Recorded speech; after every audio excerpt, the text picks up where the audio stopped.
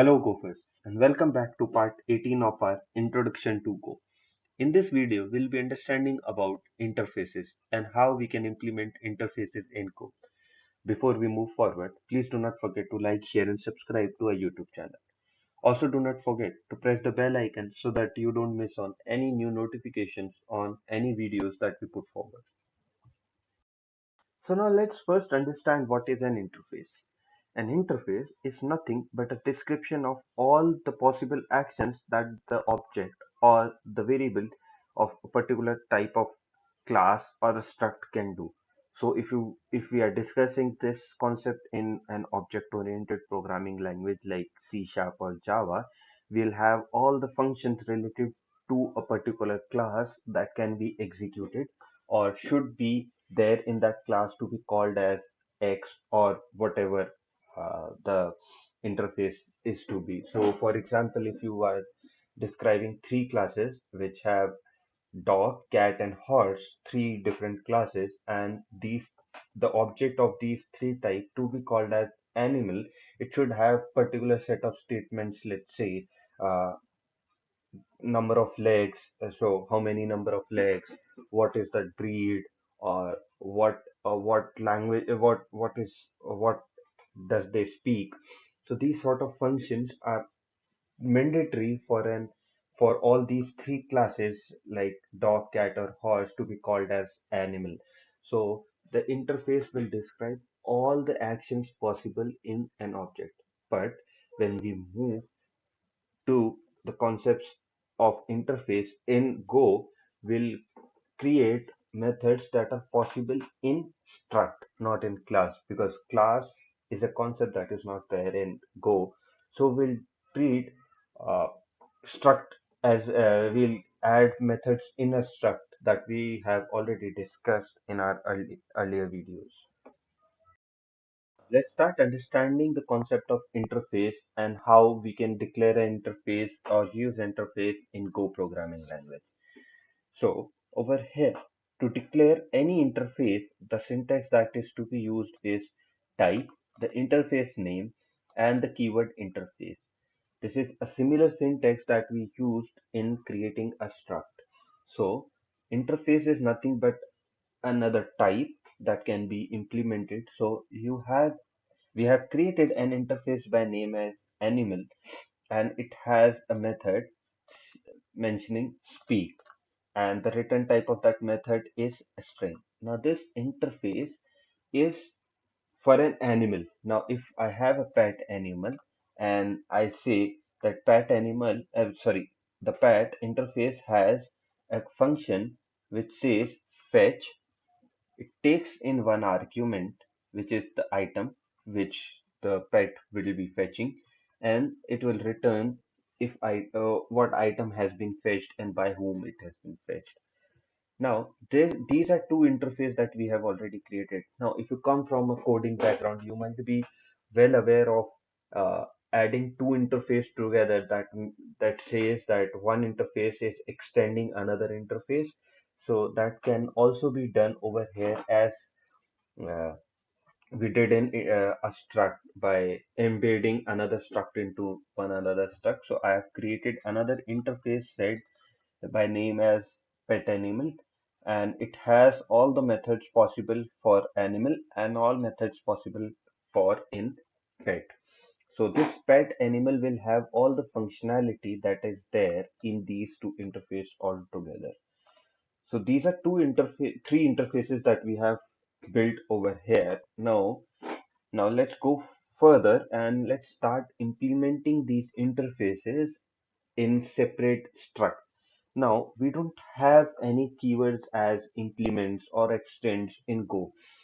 So, any struct that actually creates a method that resembles to a method that is there in any interface, then directly we can say that the struct will is implementing that particular interface.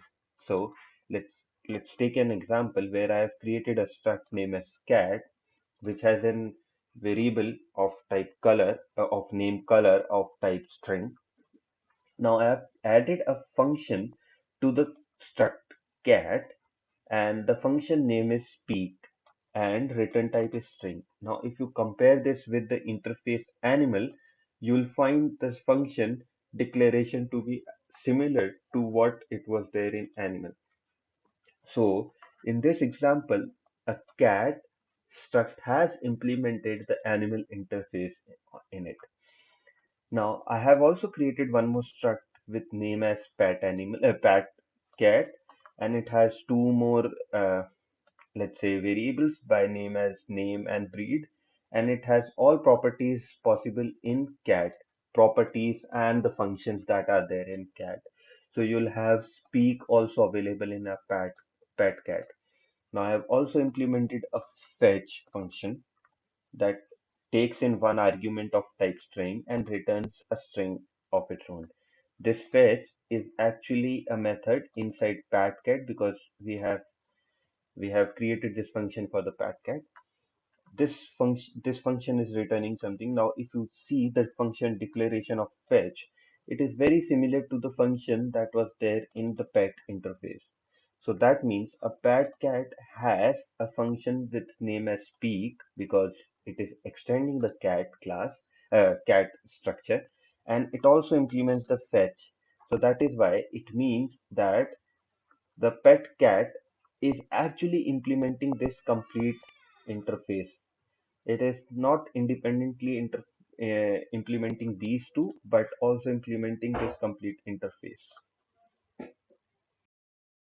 Now, if you see what speak method returns in cat is meow, and what fetch method returns is cat name, and the name of the cat is replaced by the struct variable name, and then has fetched the item that was passed over here. Now you can have in whatever implementation you want, but to keep it simple for this video, I have only just returned a simple string and not implemented anything apart from that.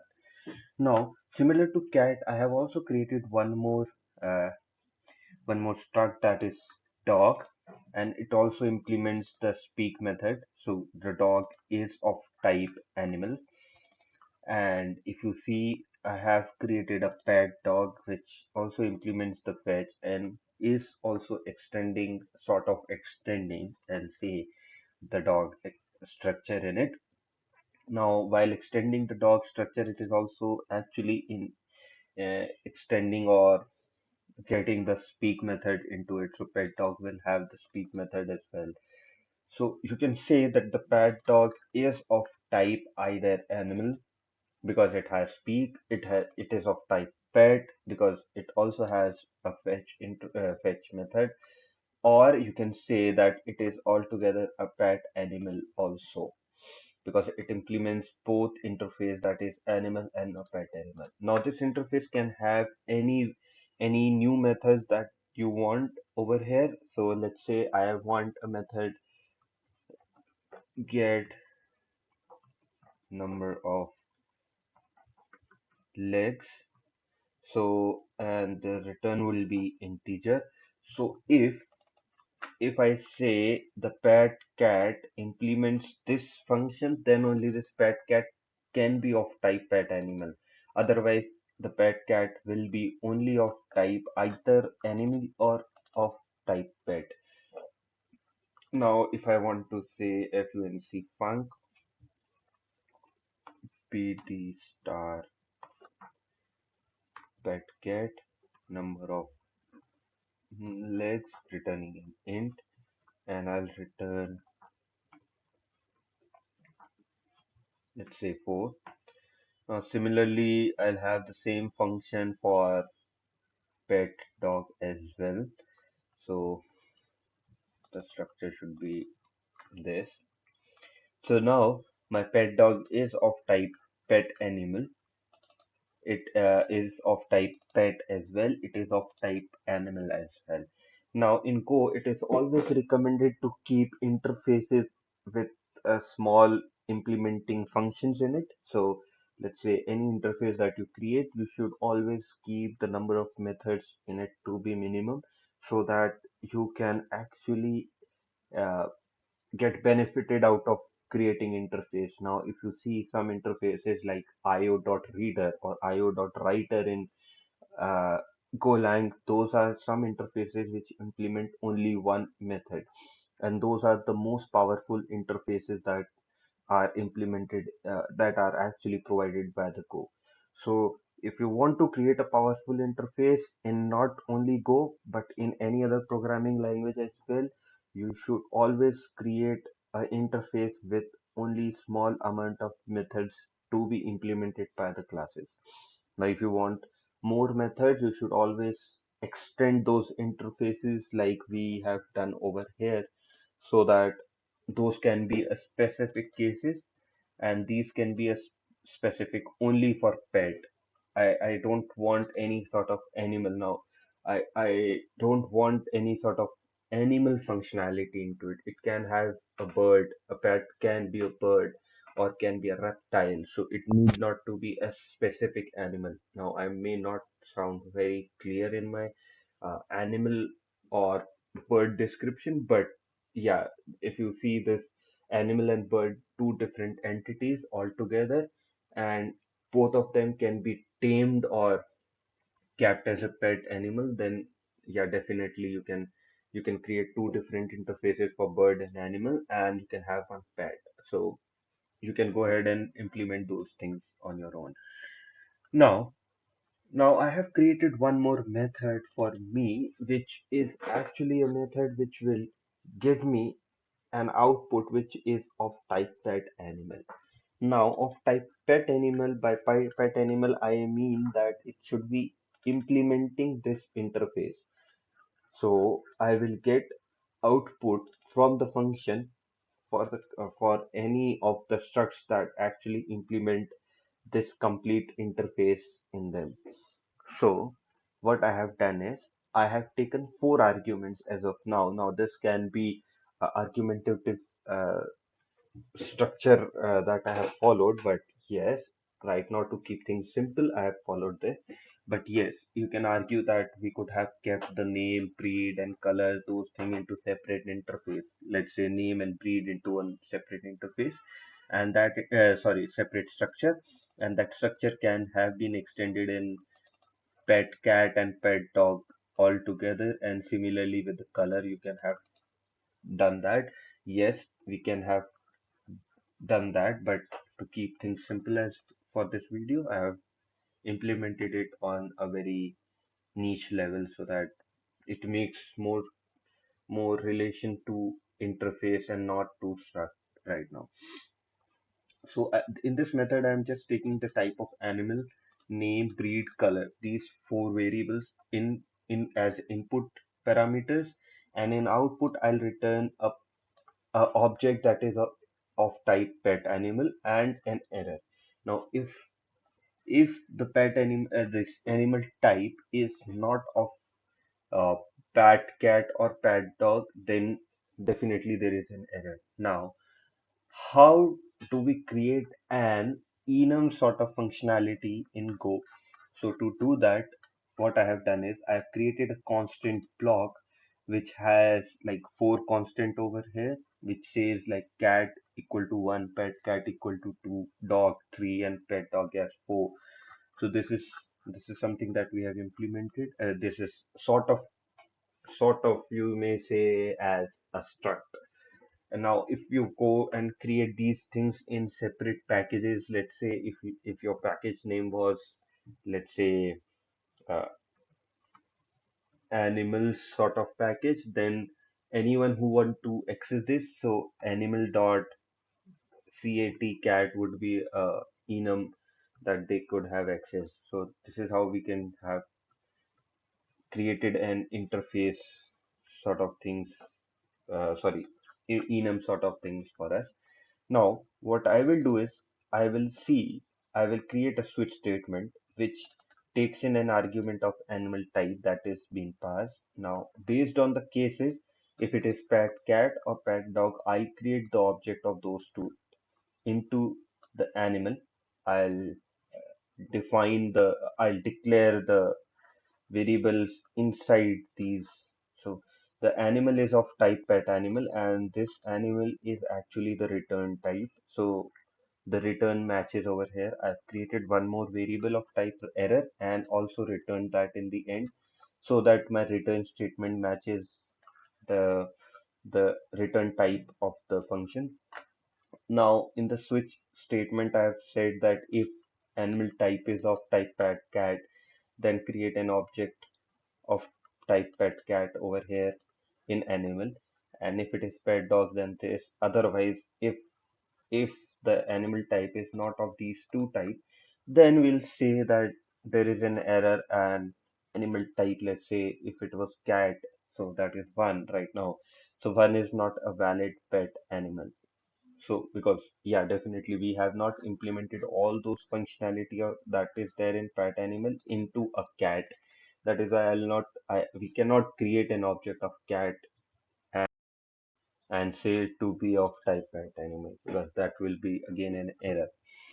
So this is how I have created an error and returned it. So in main function, if we go, what I have done is I've created a variable of type pet animal, declared an error. So these two can be eliminated as of now, and we could have used creation and assignment both over here. So this gives a lot more smaller code size. So I've called this function where I've said animal type to be pet dog, and I've passed name, what item it will fetch, and what color of the dog we are expecting. Now, if error is nil, is not nil, we'll panic and we'll end the program over here so that normally we don't panic, we don't create panics over here. We should handle this and give a relevant information because these input would be normally taken from a user end. So right now I'll just panic this so that we know that yeah, code breaks. And then we have printed that the selected animal sound is. So the animal dot speak method is there. So and then what does it fetch? So we have called this fetch over here. Sorry, this breed I have mentioned as wrong. Let's say I say as pug. So the breed is pug over here, and what it fetches is strict right now. Now let's go ahead and run this program and see the output.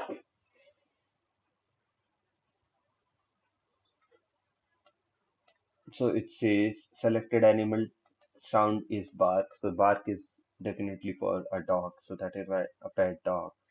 And dog named as Tommy because name we have mentioned as Tommy has fetched a stick because we have passed stick into the fetch function. Now if I say this as pet cat, now I know the name and the breed is wrong right now for a cat, but yeah, let's see. So selected animal sound is meow and the cat named Tommy has fetched stick. So you can have whatever you want the cat to be fetching. Now if what happens if I pass as cat? Now cat is not a valid pet animal. So it should actually give me an error saying that yes. Now, if you see, panic has occurred and it says one is not a valid pet animal. Now, why one? Because cat is actually an int type constant. So we have printed one is not a valid animal type, and it has given me the stack trace over here on line 70. It has printed this because the panic was occurred over here. So this is how we can do it. So I could have created panic over here, used a defer statement, and then uh, I could have got the complete stack trace. But yeah, to keep things simple over here, I have not done those deferred and recover things over here right now. So that's all on interface. Thank you for watching the video. Please do not forget to like, share, and subscribe to our YouTube channel. Also press the bell icon so that you don't miss on any new notifications. Also do comment us below on any feedbacks or any new tutorials that you want us to do.